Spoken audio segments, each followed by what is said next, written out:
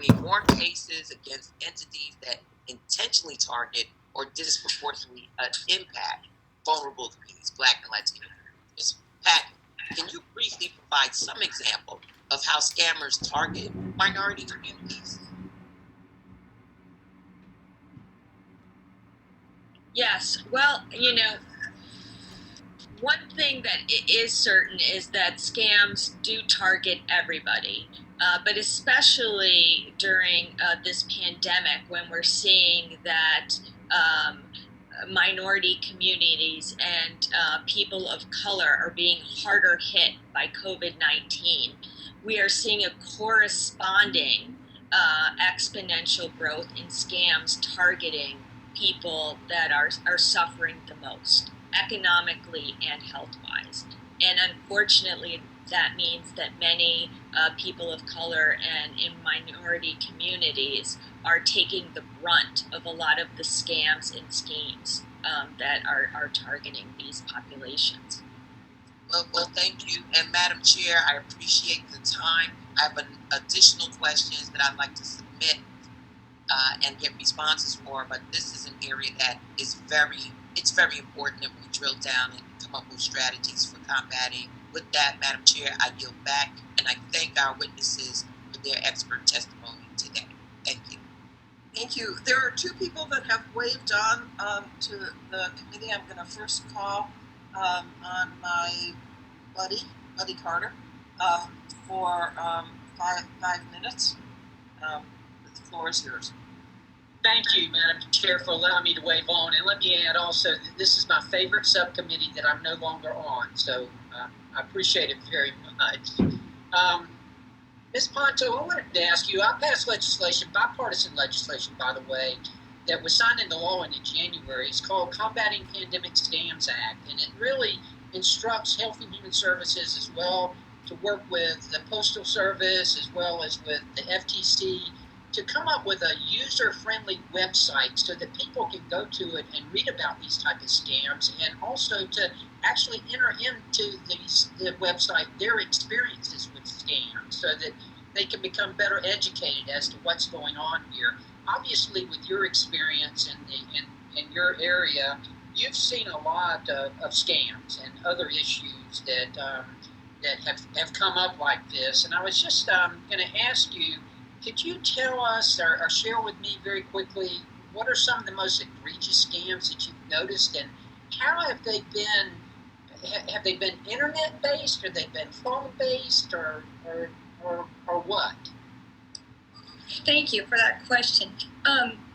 This is my first year. I just retired last year and took this position, so I'm still kind of learning this whole game with identity theft and fraud. But I had a gentleman come in, he was a truck driver, and he had come in, he had purchased security camera system online. He'd gotten the equipment, it didn't work. It took him a couple of months, but he ended up with somebody reaching out to him and trying to walk him through the service of getting it fixed. When they were not able to get it fixed, they said that he qualified for a refund in the amount of $400. They put $4,400 into his account. He actually got online, looked at his bank account, so he had to have shared routing numbers for them to make this refund. There it is, $4,400, kind of a generic name. He prints it out, and then of course that's when it starts. Oops, we accidentally sent you too much money. So you keep, X dollar amounts, and we would like you to go and get the rest of the refund in gift cards. We suggest you go to Fred Meyer's and Target. And again, it's this gift card scams that we're seeing, and we're not understanding how do reasonable people think this sounds right? Why are we missing the flags? And so that's what he did, and he ended up losing X amount of dollars because it was his own money that he was, putting into these gift cards, scratching off the numbers and giving it to the gentleman right over the phone, and done. This guy was calling him easily a dozen times a day. I see a lot of these scams coming in, and it's It's very alarming because there's an online portion to that. He showed me his bank account. When he went to the bank told him that money had never been in there in the first place. And yet here we are looking at his bank account, and there it is. So there's a sophistication level that we are not understanding, but common sense people, this doesn't look right. These are so many red flags. So how do we get that out to our folks?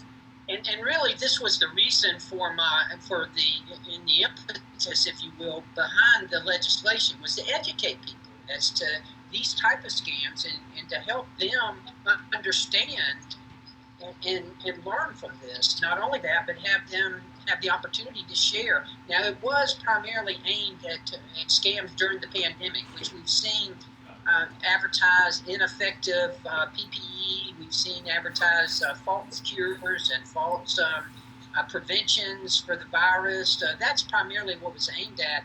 Just wondering if you, what do you think is the best line of defense? Ms. Ponto, can you share with me very quickly how can we help people the most? I truly believe in the service that we provide as community-oriented policing services. Like I said, we have 9 cop shops throughout our city of Spokane. They are in the neighborhoods. The neighbors, when they don't get the response that they're looking for from the police, or the police are unable to help them, they come to us because we're within blocks of them walking. And we are a fantastic first line to help them. And then we can actually walk them through the process of identity theft reporting. And I think that is a huge tool that other cities really need to take a look at. Good. Well, thank you very much for your help and for your testimony, for all of the witnesses. And again, it's the Combating Pandemic Scams Act, and it's a good piece of legislation. It's a good law now that hopefully will help people to educate people and help them to share their experiences. And again, Madam Chair, thank you for allowing me to weigh on. And I yield back.